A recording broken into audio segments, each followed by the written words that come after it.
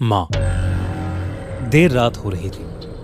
मध्य प्रदेश और तेलंगाना के बीच के हाईवे पर एक सुनसान जंगल वाली सड़क से एक पुरानी कार गुजर रही थी।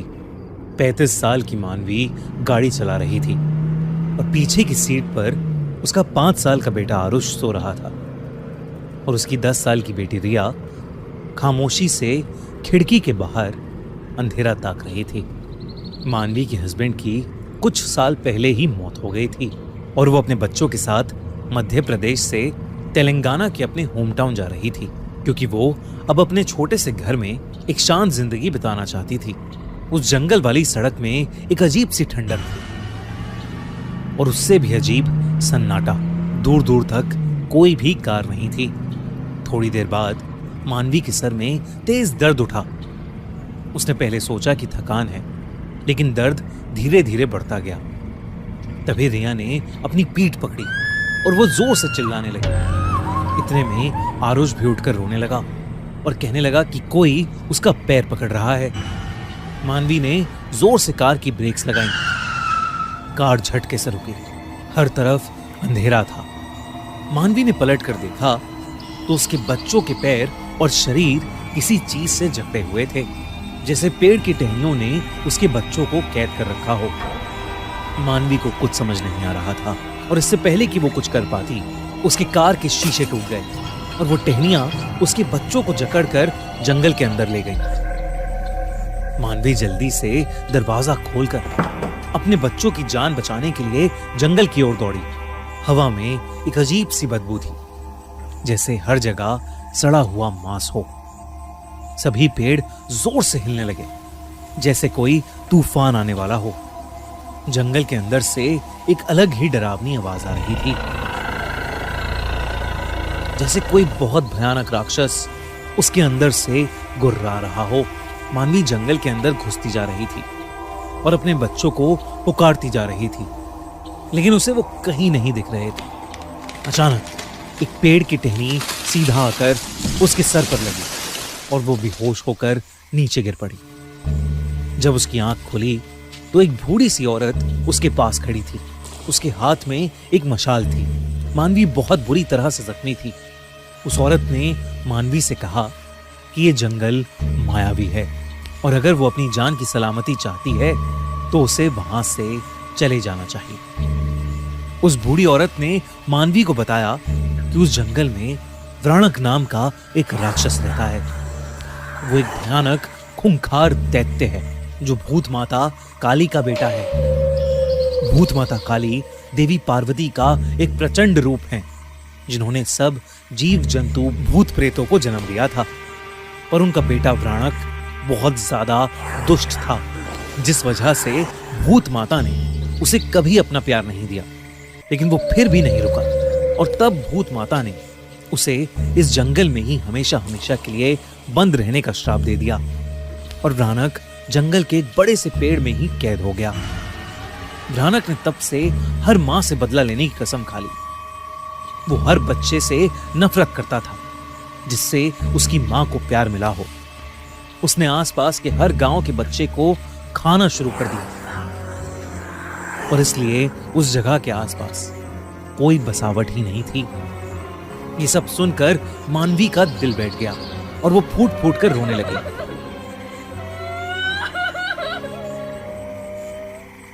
उस बूढ़ी औरत ने मानवी को कहा कि अब तक व्राणक उसके बच्चे निगल चुका होगा और इसलिए उसे अपनी सलामती के लिए वहां से चले जाना चाहिए।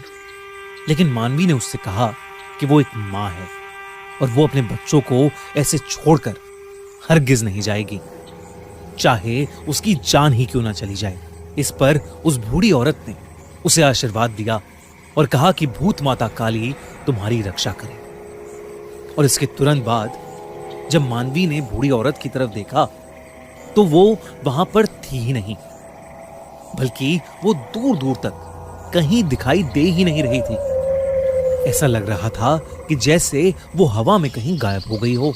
बस जमीन पर उसकी मशाल पड़ी थी। मानवी ने वो मशाल उठाई और आगे बढ़ी। जंगल अब और गहरा और भयानक लग रहा था। हर पेड़ में जैसे शैतानी आंखें थीं जो उसे देखे जा रही थी। भ्राणक की गुर्राने की आवाज भी बढ़ती जा रही थी। धीरे धीरे जंगल की जमीन से जड़ें बाहर निकल कर आने लगी। मानवी ने मशाल की मदद से कुछ जड़ें जलाईं और आगे बढ़ने लगी। थोड़े आगे जाने पर उसे एक बहुत बड़ा और पुराना पेड़ दिखा। उसकी टहनियां एक दूसरे में घुसी हुई थी और एक मोटा गुच्छा हवा में लटक रहा था। उस गुच्छे से हल्की हल्की चिल्लाने की आवाज आ रही थी।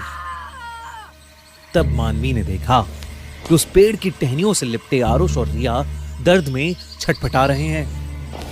आसपास एकदम जैसे हवा बंद हो गई और पेड़ों की टहनियां इतनी ज्यादा गहरी हो गईं कि चांद की रोशनी का एक कतरा भी वहां नहीं आ रहा था।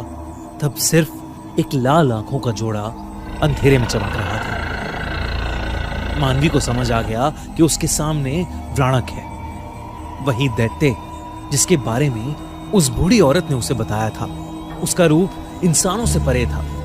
उसका शरीर पेड़ की लकड़ी से बना हुआ था और उसके मुंह से लाल लार टपक रही थी। वो मानवी के सामने ही उसके बच्चों को खाने वाला था। मानवी आगे बढ़ी, लेकिन भ्राणक ने पेड़ की टहनियों से उसे भी जकड़ लिया और हवा में उठा लिया।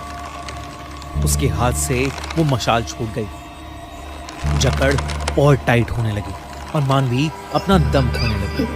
उसकी बंद होती आंखें सिर्फ अपने बच्चों को देख रही थीं, जिसे भ्राणक हंसता हुआ बस निगलने ही वाला था।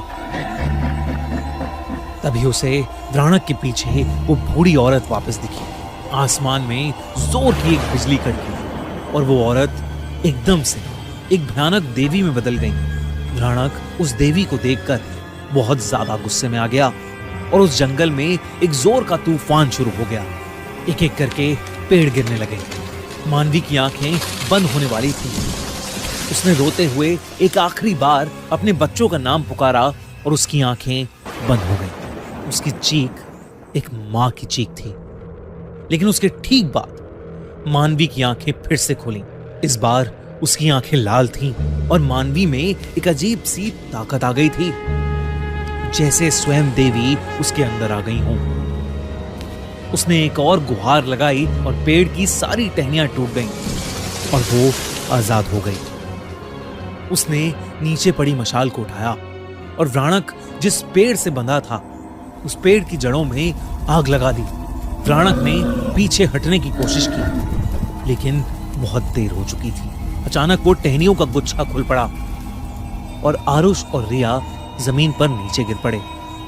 देखते ही देखते भ्राणक की दर्द में चीखें सुनाई देने लगी और कुछ ही देर में वो पेड़ जल के राख हो गया। साथ ही भ्राणक का अंत हो गया।